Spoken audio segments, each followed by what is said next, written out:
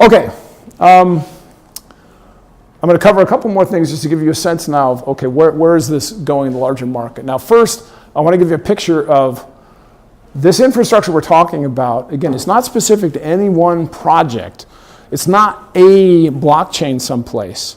It's like a layer on the internet, very much like the web was or that email was. It's interoperable.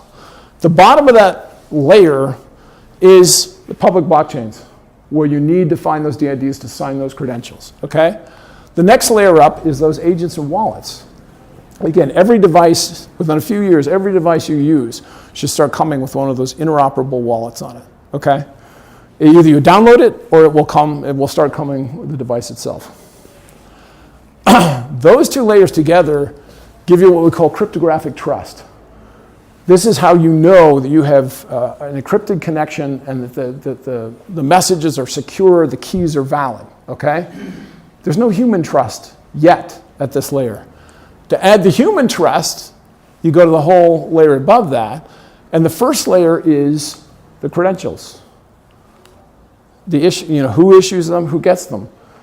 Every single credential we use in a wallet like this today can be issued digitally. And I'll stop right there and tell the first story that I just came from what's called the Hyperledger Global Summit. It's the annual all-community meeting of the Hyperledger community. It was in Basel, Switzerland. And about half the conference was about self-sovereign identity. That's how popular it's become.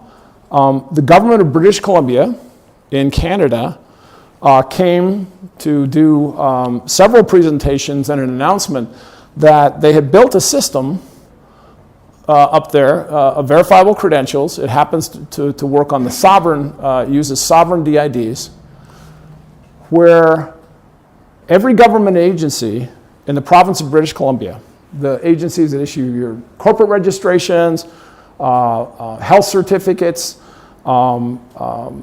building licenses, all of the licenses that a business needs to get in British Columbia, which currently you get on paper or plastic, they have developed software, so all of those agencies, that same credential is going to go, digital version, verifiable credential is going to go to a service they're operating, they call the org book.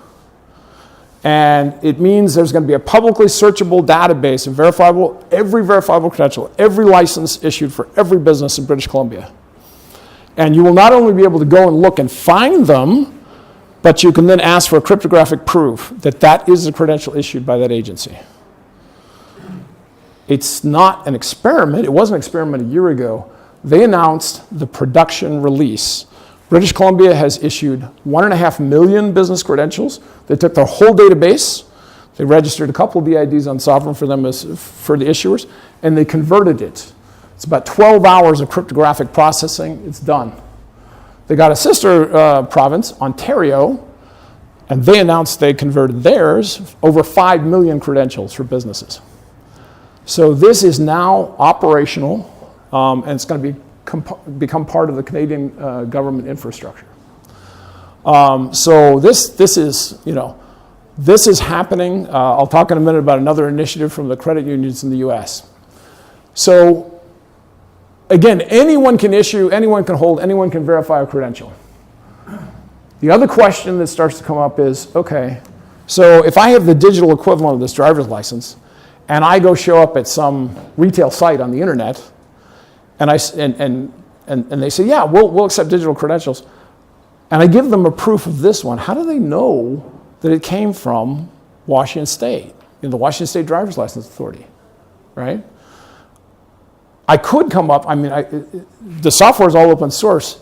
Someone could issue that credential and just say, yeah, look, you see, it's the digital equivalent of forging a driver's license. Well, for that, there's one more layer, and we call it governance frameworks. And I won't go into the details of those terms, but the concept is pretty simple. If on the internet you wanted to confirm that Washington State Driver's License Authority is actually part of Washington State, which is actually part of the US Federation of States, all it takes is 2 credentials.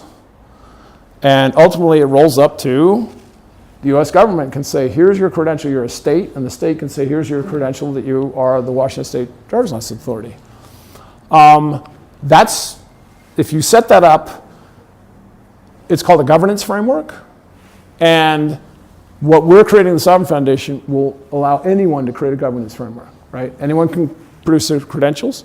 So we'll go from the relatively small number of what are called certificate authorities. When you are in your browser and you go to a site that has a digital certificate, right? You see the little lock in your browser?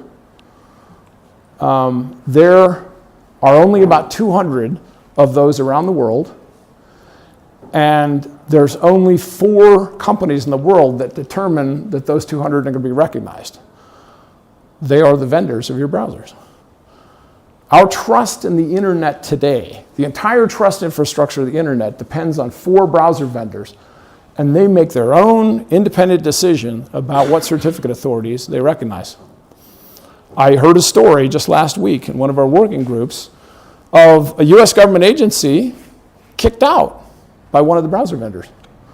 Just said, you're not doing your job, you're not organizing your agency the way you should.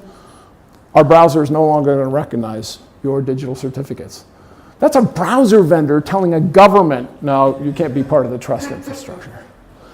So here under this infrastructure, every trust community, as we call them, be it a government, right, financial institutions, university or a group of universities, or the International Federation of Universities, churches, employers, they can all have their own governance frameworks.